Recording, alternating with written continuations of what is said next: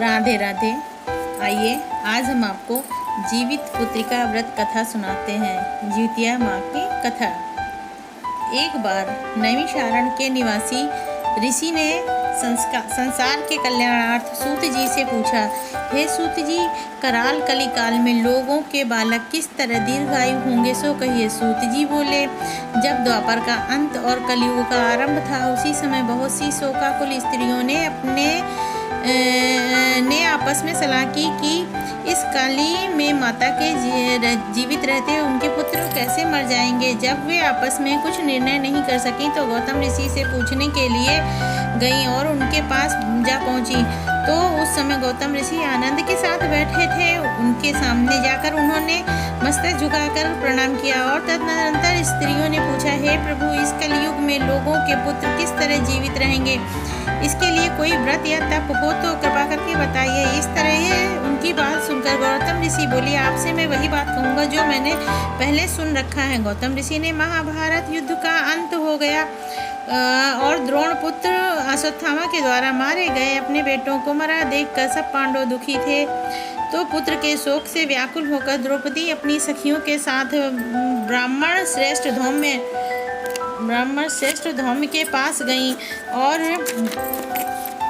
उनसे धौम्य से कहा, हे विप्रेंद्र, कौन सा व्रत उपाय करने से बच्चे दीर्घायु हो सकते हैं, कृपया करके उसे ठीक ठाक कहिए। धौम्य जी बोले, सतयुग में सत्य वचन बोलने वाला, सत्याचरण करने वाला समदर्शी जी मूतवाहन नामक एक राजा राज करता था। एक बार वह अपनी स्त्री के साथ अपने ससुराल गया और वहीं रहने लगा। एक दिन आधी रात के समय पुत्र के शोक से व्याकुल कोई स्त्री रोने लगी, क्योंकि वह अपने बेटे के दर्शन से निराश हो चुकी थी। उसका पुत्र मरने वाला था। वह रोती हुई कहती है, हाय, मुझ बूढ़ी माता के सामने मेरा बेटा मरा जा रहा है। उसका रुदन सुनकर राजा जी मूतवाहन का तो मानो हृदय ही विदीर्ण हो गया। वह तत्काल उस स्त्री के पास गया और उससे पूछा, तुम्हारा बेटा कैसे मरा है। वह बूढ़ी ने कहा, गरुड़ प्रतिदिन आकर गांव के लड़कों को खा जाता है।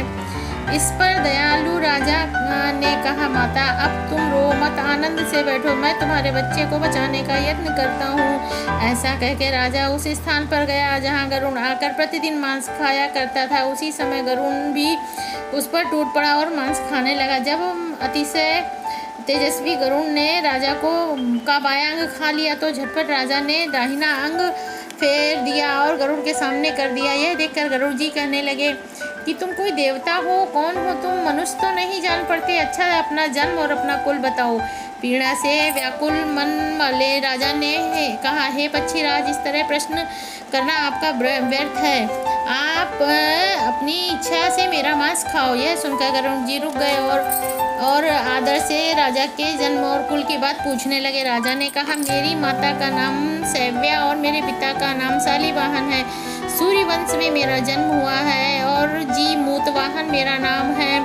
राजा की दयालुता देखकर गरुड़ ने कहा, हे महाभाग्य, तुम्हारे मन में जो भी अभिलाषा है वह वर मांगो। राजा ने कहा, हे पक्षीराज, यदि आप मुझे वर देना चाहते हैं तो यह वर दीजिए। आपने अब तक जिन प्राणियों को खाया वे सब जीवित हो जाएं। हे स्वामिन, अब से आप यहाँ बालकों को ना खाएं और कोई ऐसा उपाय करें जो जहाँ उत्पन्न हो वे लोग बहुत दिनों तक जीवित रहें। धौम्य ने कहा, हे पक्षीराज, गरुड़ राजा को वरदान देकर स्वयं अमृत के लिए नागलोक चले गए। वहाँ से अमृत लाकर उन्होंने उन मरे हुए मनुष्यों की हड्डियों पर बरसाया। ऐसा करने से सब लोग जीवित हो गए जिनको पहले गरुड़ खा चुके थे।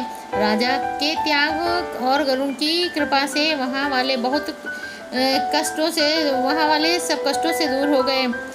वह उस समय राजा के शरीर की शोभा 2 गुनी हो गई। राजा की दयालुता देखकर गरुड़ ने फिर कहा, मैं संसार के कल्याणार्थ एक वरदान मांगू आपसे। आज अश्विन कृष्ण सप्तमी से रहित शुभ अष्टमी तिथि है। आज ही तुमने यहाँ की प्रजा को जीवन दान दिया है। हे वत्स, अब से यह दिन ब्रह्म भाव हो गया है।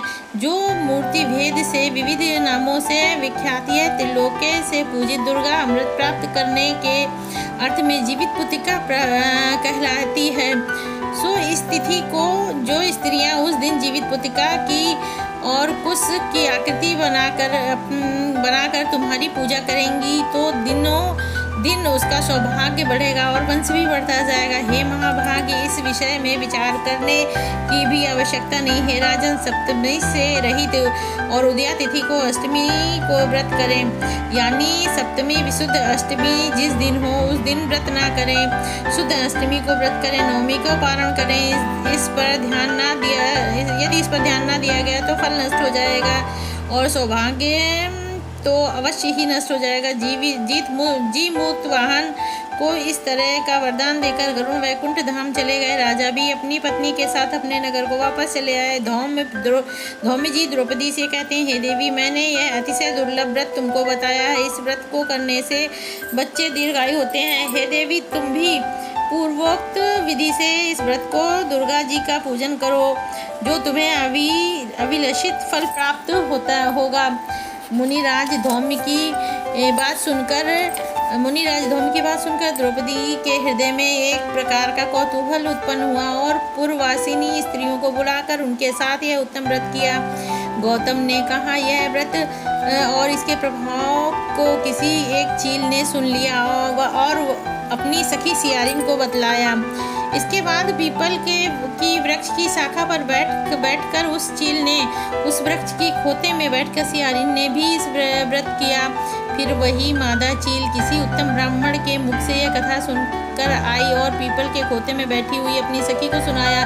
सियारिन ने आधी कथा सुनी थी, उसे भूख लग गई और वह उसी समय 100 से मरे हुए शमशान में पहुंची। वहां उसने इच्छा भर मांस का भोजन किया और चील बिना कुछ खाए पिए रह गई और सवेरा हो गया। सवेरे वह गौशाले में गई, वहां पर गौ का दूध पिया और इस तरह उसने नवमी को पारण किया।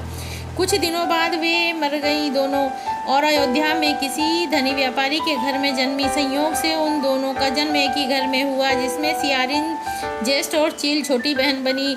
वे दोनों सभी शुभ लक्षणों से युक्त थी, इसलिए बड़ी लड़की काशीराज के घर और छोटी लड़की उसके मंत्री के घर ब्याही गई। पूर्व जन्म के फल के कारण वह मृगनयनी रानी बनी।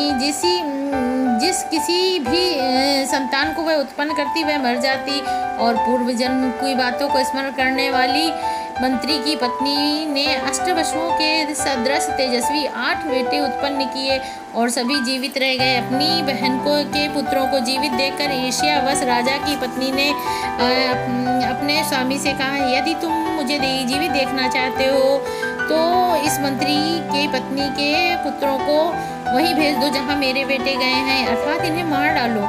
यह सुनकर राजा ने उस मंत्री के पुत्रों को मारने के लिए कई प्रकार के उद्योग किए, पर मंत्री पत्नी ने जीवित पुत्रिका के पुण्य से उसे अपने बच्चों को बचा लिया। एक दिन राजा ने अपने आदमियों से उन पुत्रों के सिर कटवाकर पिटारी में रखवाया और पिटारी उसके मात्रा यानी मंत्री की पत्नी के पास भेज दिया, किंतु वे 8 सिर बेशकीमती जवाहरात बन गए और भले चंगे उसके 8 बेटे अपनी माता के पास पहुंच गए।